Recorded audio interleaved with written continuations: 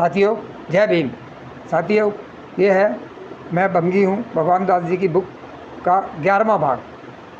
भगवान दास जी लिखते हैं वाल्मीकि के लिए, युद्ध मैंने छोड़ दिया, लड़ना मैं भूल गया था। अगर लड़ता था तो दुश्मनों के विरुद्ध नहीं, अपना शोषण करने वालों के विरुद्ध, लेकिन अपने भाइयों के साथ ही लड़ता था। मतलब कि इतना माइंड को इतना अपसेट कर दिया था, इधर उधर हम अपने ही भाइयों में लड़ के, कभी खाने के लिए, कभी किसके लिए, क्योंकि जीवन का कोई संघर्ष ही नहीं रहा, लड़ता रहता था। बिल्कुल इसी तरह जैसे कुत्ते हड्डी या रोटी के टुकड़े के लिए आपस में लड़ा करते हैं। शिक्षा के द्वार मेरे लिए बंद थे, मेरी संस्कृति, मेरा धर्म नष्ट कर दिया गया था। शमशान और मुर्दा पशुओं के आसपास रहते हुए मैं शमशान बनकर रह गया था। गधों और सूअरों की संगत में मेरी आदतें भी उन्हीं जानवरों की तरह बन गई थी। वे मेरे मित्र भी थे, मेरी संपत्ति भी थे, मैं उन पर निर्भर था। ज्यों-ज्यों शासक वर्ग जोर पकड़ता गया, मैं कमज़ोर होता चला गया और अब मेरा प्रयोग किया जाने लगा। धर्म और नैतिक शिक्षा ना होने के कारण मैं मानसिक तौर पर कमज़ोर बना। व्यवसाय के साधन और अवसर सीमित होने और शिक्षा से वंचित रखे जाने के कारण मैं गरीब होता चला गया। लोग हीनता के भाव के कारण मेरे वर्ग से निकलकर नए नाम अपनाकर नई नई जातियां बनाने लगे। मुझसे अलग होने वाला मुझसे घृणा करना जरूरी समझता था। मेरी संख्या घटती चली गई और उसी हिसाब से मेरी शक्ति दिन पर दिन कम होती चली गई। देखिए, आज लोग कहते हैं ना, हमारा इतना बहादुर, इतना योद्धा समाज है, तो हमारी शक्ति कैसे डाउन हो गई, हम एकदम कैसे इनके चुंगलों में फंस गए। क्योंकि हम लोग तो इनसे बिल्कुल वो करते नहीं हैं, ना डरते हैं ना कुछ है। आज भी देखिए, इतने बड़े, जो आज़ादी के बाद भी आज बहुजन समाज आज भी लड़ रहा है, डंडे खाता है, जेलों में जाता है। आज भी आप तिहाड़ जेल में जाके देखेंगे तो सबसे ज़्यादा बहुजन ही लोग पाएंगे। मुझे अलग होने वाला मुझसे घृणा करना जरूरी समझता था। मेरी संख्या घटती चली गई और उसी हिसाब से मेरी शक्ति कम होती चली गई। मेरा पतन होता चला गया, मैं घृणा का पात्र बनता चला गया।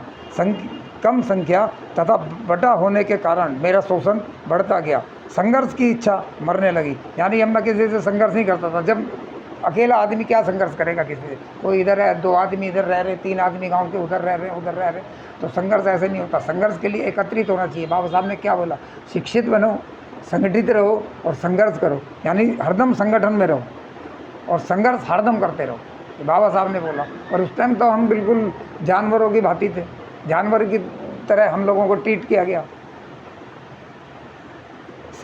सेवा के लिए मुझे दूर दराज के स्थानों पर भेजा गया।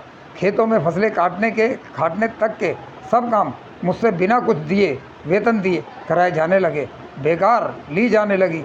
किलों और मंदिरों के लिए ईंट पत्थर ढोना मेरा काम बना था।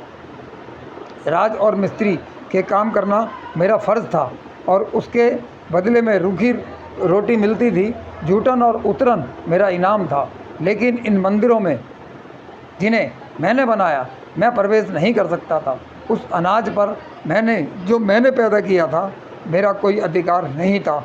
उस कुएं से पानी लेने का मेरा कोई अधिकार नहीं था जिसे मैंने स्वयं खोदा है, क्योंकि मैं अस्पृश्य, अछूत भंगी। धर्मशास्त्रों में मुझे गरीब बनाए रखने के लिए कानूनों को ब्राह्मणों ने सख्ती से अमल करवाया। मनु, गौतम, नारद, वशिष्ठ आदि धर्मशास्त्र लिखने वालों ने इस बात पर जोर डाला कि मेरी दरिद्रता का स्थायी रहना जरूरी है। एक और व्यवसाय पर बंधन थे, दूसरी ओर उन वस्तुओं के प्रयोग पर जिनसे मनुष्य सुंदर, शक्तिशाली और बुद्धिमान बनता है। तीसरी ओर समय और शक्ति का अभाव, क्योंकि दिन रात काम करके मैं केवल आधा पेट रोटी कमा सकता था। इन विद्वानों ने लिखा कि मेरा भोजन दूसरों की झूठन होना चाहिए, क्या मोटा बेकार तरह का अनाज। अच्छा अनाज खाने की बंदिश कर दी थी। लोहे के बने आभूषण और मिट्टी के बर्तन मेरी जायदाद थी।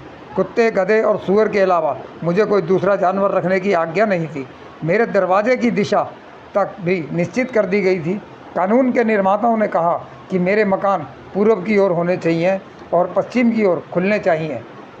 फिर भी यह संभव था कि गिरी पड़ी दौलत पाकर या बचत करके मैं 4 पैसे कमा लेता था, पर देश प्रदेश भाग जाता। ब्राह्मण कानून निर्माताओं ने इसका भी प्रबंध कर दिया था। कहते हैं कौटिल्य नाम के एक ब्राह्मण जो हलवाई का पेशा छोड़कर प्रसिद्ध और शास्त्री बना, उसने मेरे निर्धन रखे जाने के लिए कानून बना दिया। यदि सड़कों पर झाड़ू देते समय वैसे भी कोई आभूषण या रुपया मिल जाए तो उसके मूल्य का 10वां या 16वां भाग ही मैं रख सकता था, अधिक नहीं। देखिए कैसे कैसे कानून आए थे। कर्ज लेने की हिदायत थी कि सूद ब्राह्मण क्षत्रिय वैश्य के मुकाबले में कई गुना अधिक लिया जाए, और यह सब इसलिए था कि मैं आर्थिक रूप से सुदृढ़ ना बन पाऊँ। अनादर का व्यवहार, बंधन और पाबंदियों ने मुझ में एक जलन और घृणा भर दी जो वर्षों तक सुलगती रही। 16 बनकर भड़की नहीं, लेकिन वह जिंदा रही। मैं दिल में उनसे घृणा करता था जो मुझसे घृणा करते थे। मैं कायर था, पीठ पीछे गालियां देता था, सामने पैर चाटता था, लेकिन मैं विद्रोह नहीं कर सका। गाली देना मेरी आदत बन गई थी। इस दुख में जीवन से आराम पाने के लिए मैं शराब पीने लगा, नशे वाली चीज़ें, गांजा, चरस, भांग आदि का सेवन करने लगा। यदि मेरे पास रुपया होता था तो मैं उसे बर्बाद कर देता था। मेहमान आता था तो मैं दिल खोलकर खर्च करता था। मुझे कल की कोई चिंता नहीं थी। कल नहीं था मेरे लिए, आज भी सब कुछ होता था। कुत्ते की तरह हड्डी चबाकर अपने ही खून का मज़ा मैं चखता था। अपमान सहता, गालियाँ खाता था, अत्याचार सहन करता था, गरीबी व लाचारी की पैदा की हुई कठिनाइयाँ झेलता था, लेकिन उसी में लौटते रहना मैं पसंद करने लगा था। जय भीम, जय भारत, जय संविधान साथियों।